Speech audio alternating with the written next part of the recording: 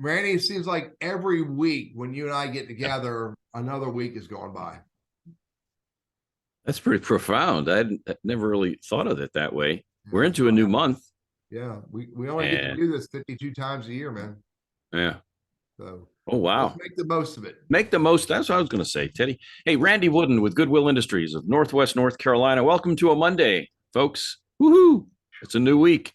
I run our professional center. So if you or maybe somebody you know could be thinking about changing jobs or looking to get back into the workforce, I've got some clients like that, Teddy, that have said, hey, my money's running out or I'm bored and I want to find something to do with my time. And so if that's you, then reach out. I'm free, happy to get you on the calendar, help out with that search. But a couple of times a week, Teddy and I get together and shoot the breeze a little bit on Mondays. And of course, we have our main show on Wednesdays, and we'll talk a little bit more about that, share a few tips and stories and whatnot. But first, Teddy, if you would, why don't you introduce yourself?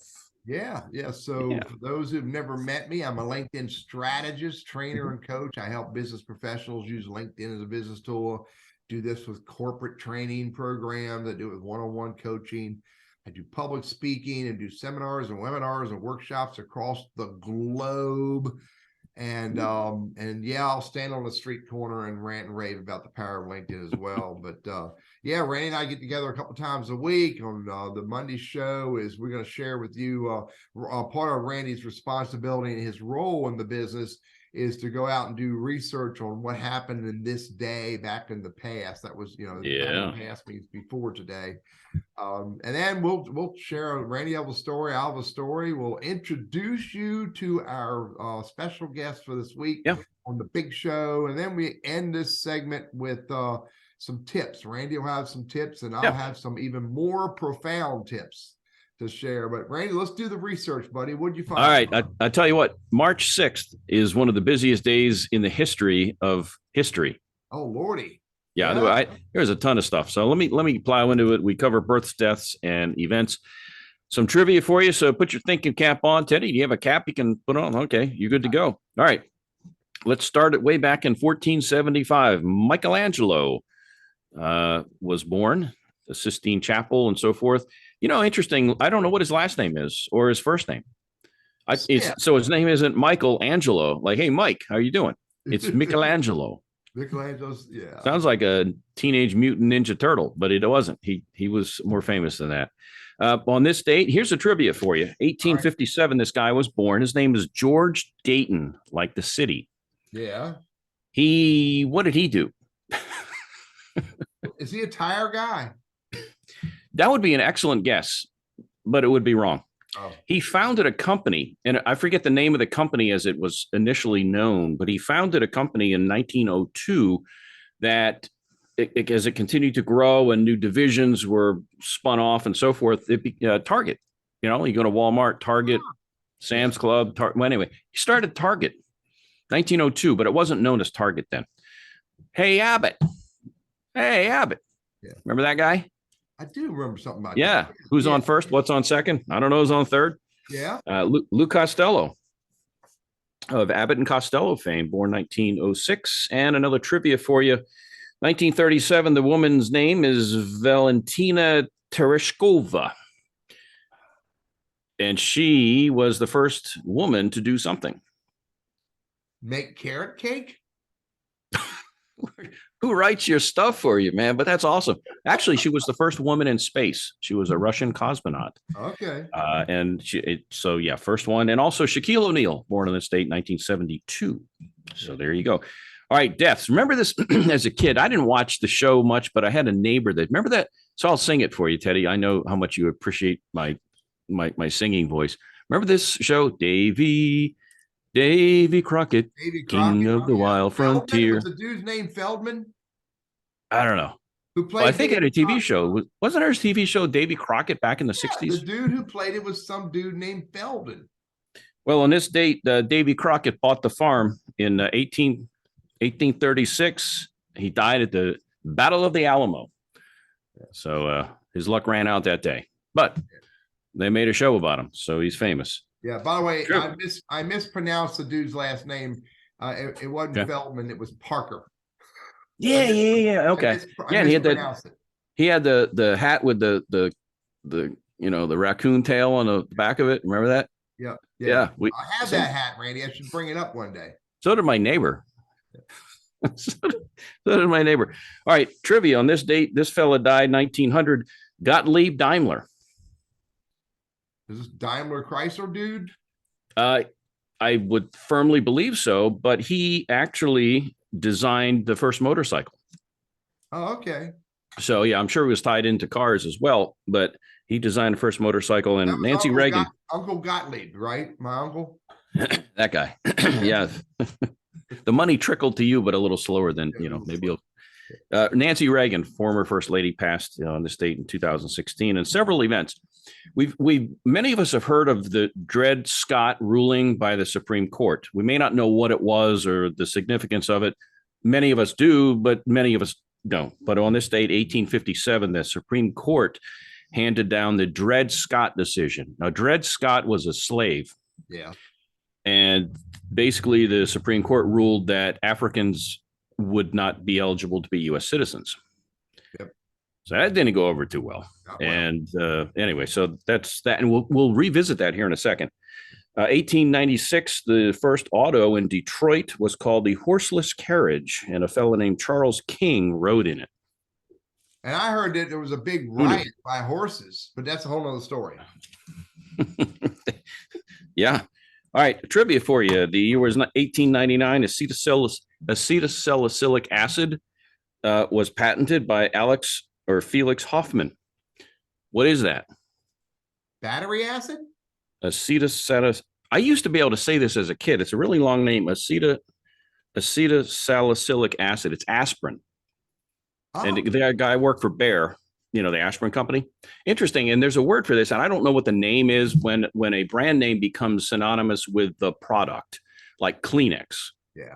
is a product, is a brand name, but it's instead of facial tissues, you just say, grab a Kleenex or grab an aspirin, but actually those are brand names. Yeah.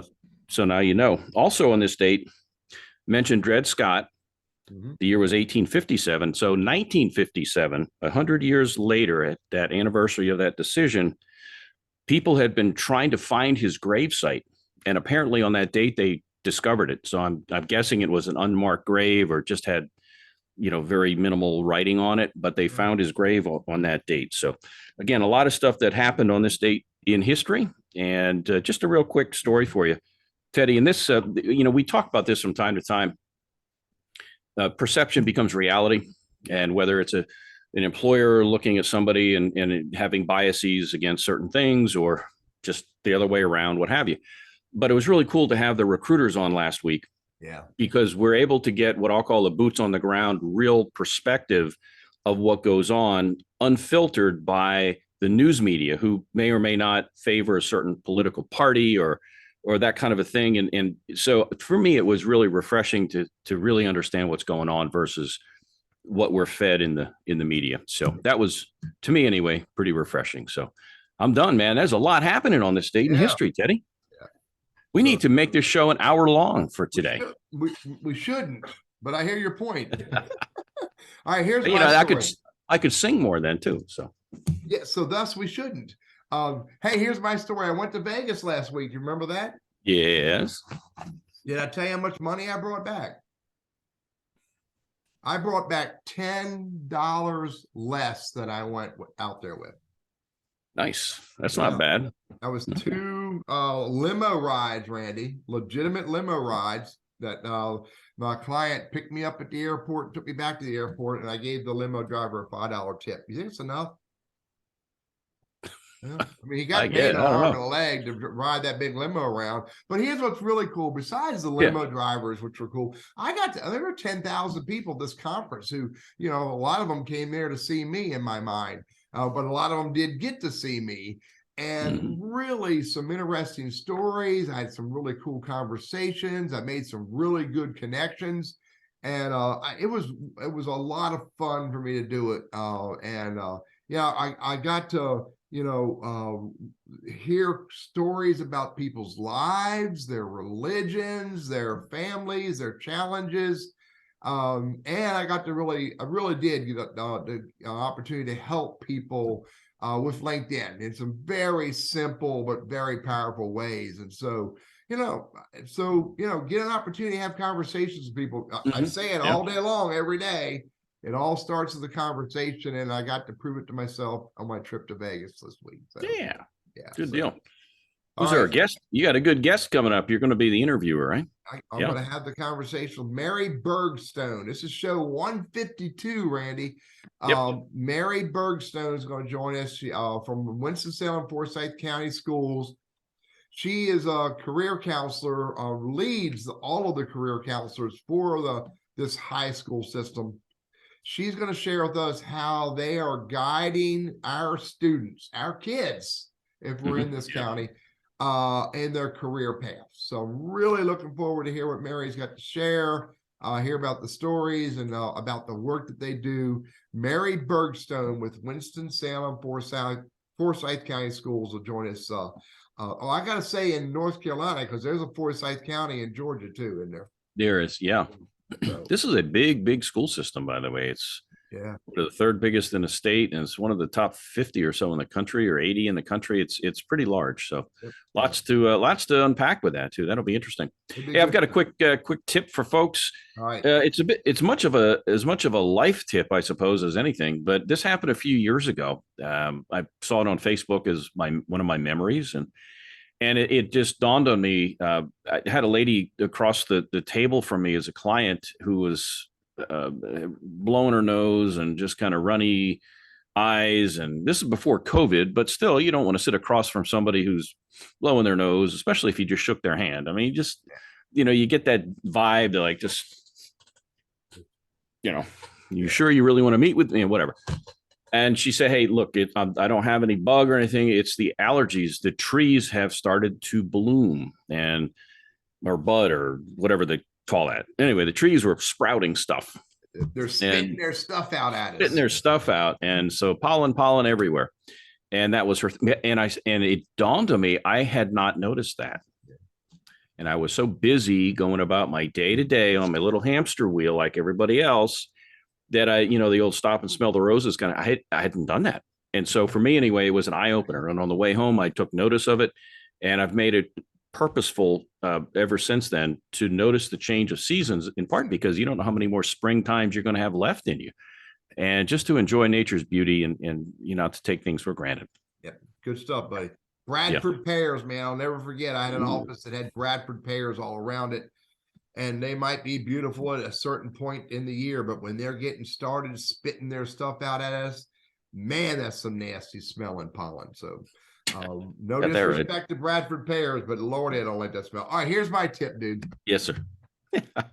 Pay attention to this. You ever hear this? And where someone will make a statement, they'll make a judgment statement, they'll make an